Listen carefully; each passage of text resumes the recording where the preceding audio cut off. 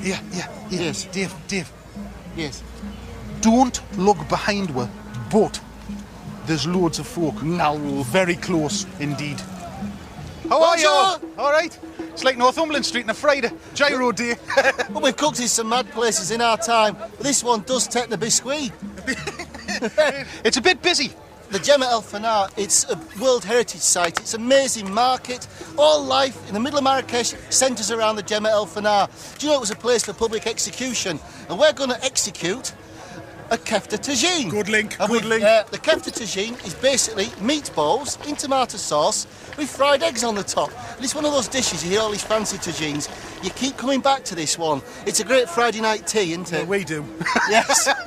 It's brilliant with chips, and it's a good introduction to the world of Moroccan cookery. First off, get a bowl of mince. 1 bowl of mince. To the mince, add an onion, very, very finely shredded. Take some garlic, the dried spices, the inevitable cumin, some ground ginger, a teaspoonful of paprika, which will give a little bit of bite, but also colour to your bowls. For a little extra oriental spice, a good whack of chilli powder, some salt, some black pepper. Black pepper, freshly ground. Oh, whilst he's grinding his pepper, I must tell you, I got the present of a lifetime. Delia Smith sent me this. Now, it's not a lie, it's not a stunt. One of my neighbours wrote off to Delia and said he really would like a signed photo. Delia sent it back in a crystal Wedgwood frame, and it's the proudest thing I possess, next to me bike. And she's coming with us wherever we go. She's not coming anywhere. She's a bloody Norwich City fan, and that's enough for me. They're doing better than Newcastle at the minute. Shut up. Don't mention it. You know it's a sore point. Just a smidgen of black pepper. Now the fresh herbs. Some fresh flat leaf parsley, some fresh coriander leaf. And for the ties that bind, 1 egg yolk. Look at that. He does that with such finesse, style, class and efficiency, doesn't he?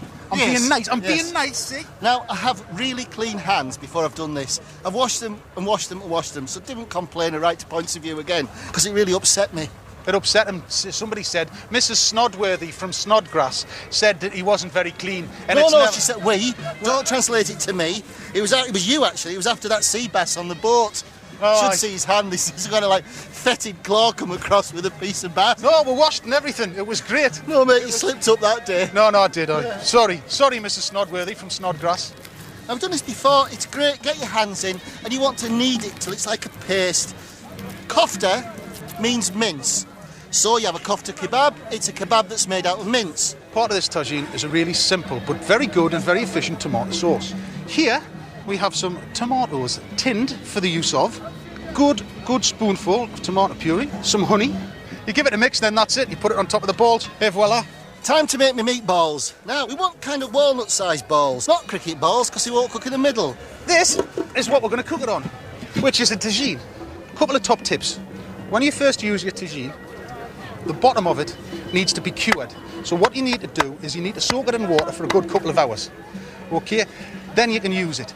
However, they're not suitable for halogen hobs. I've gone all Delia Smith here, haven't I? Gary Rhodes. Are you? They're not. They're not suitable for halogen hobs. But they are suitable with a diffuser on electric cookers, on gas cookers, and on anything else you might want to stick it on. And you can buy tagines in England, so we're not sending you up the garden path. You can use just an ordinary casserole dish. But have a go, buy a tagine, get one for Christmas. Yes. But buy a diffuser. Now this is the lid. Now you may be wondering why the lid is this shape. Well, I'll tell you. What happens is all those cooking juices, they all go up to the top and fall back down into the tagine. So what happens is that you intensify all those flavours as it's cooking. It's a really, really old, ancient system of cooking. And there's lots of Arab people from Marrakesh smiling at me now because I've got that right. Yes. This is always a good thing. And le tagine, c'est la première nourriture dans le monde. Oui. Thursday. To the tagine now, as it's warming through, we're going to add the balls. And do this carefully. After all this trouble and craft, and perfectly formed, you don't want to break them up at this stage. Which is a big hint for Kingy. Yes. That'll be us for the minute, I think.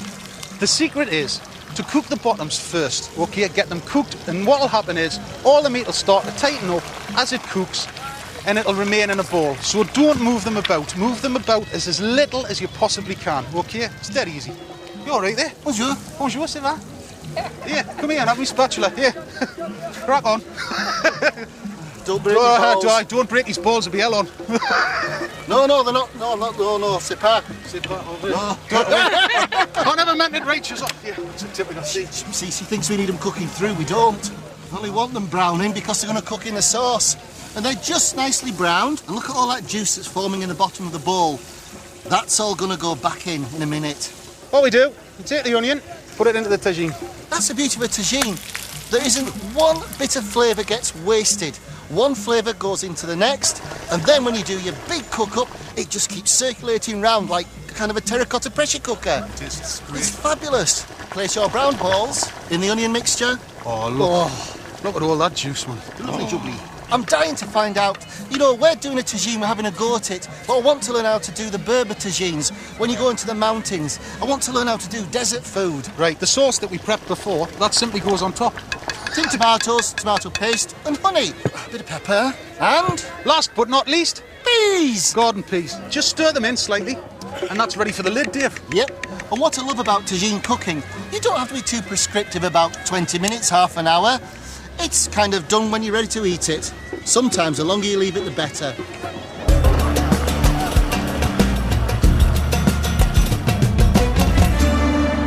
Let's have a look. Oh, look at that. It's bubbling like a good one. Look how thick and unctuous the sauce is, and the balls are still solid. Now, we break eggs on the top. What thing I like about this, right, you've got your meatballs, you've got your tomato, you've got your egg. So you can dip your bread in the egg, in the tomato sauce. It's just an all-in-one grill. Do you know what? What, love? I hadn't actually realised how hot this lid is. Hurry up. I have nowhere to put it. Oh dear, I appear to be going slowly. To get another one on, or No, I think that'll be fine. So we put the egg... You're doing it on purpose now. smashing. We'll put the top back on the tagine so the eggs cook off. 10 minutes, Bob's your uncle. Or 20 minutes if you're a Edwina curry fan and you want cannonballs. Exactly. Or about 7 if you want runny gibblies. Runny gibblies for me. Runny gibbly eggs, alongside tagines. Moroccan folk will have potatoes or bread, won't they, with a tagine? Yeah, mostly bread. Communal dipping. Should we have a look and see what the crack is with the eggs? I think those eggs should be done. Yes. That's perfect. Excellent. A little bit of flat leaf parsley as a garnier. How nice is that? Well, should we just let people sample if they wish? I think so. There's 2 young ladies over there that quite like Would you like to try our kofta? Yes. Hey, on, mate. C'est très bon, madame. Oh, merci beaucoup. I think if a Moroccan lady likes our kefta tagine, that's the best compliment you could have. It's like Moroccan cooking. Same, very good, very good. Yeah, Dave, they've got one lad behind us here. Going like hotcakes, this.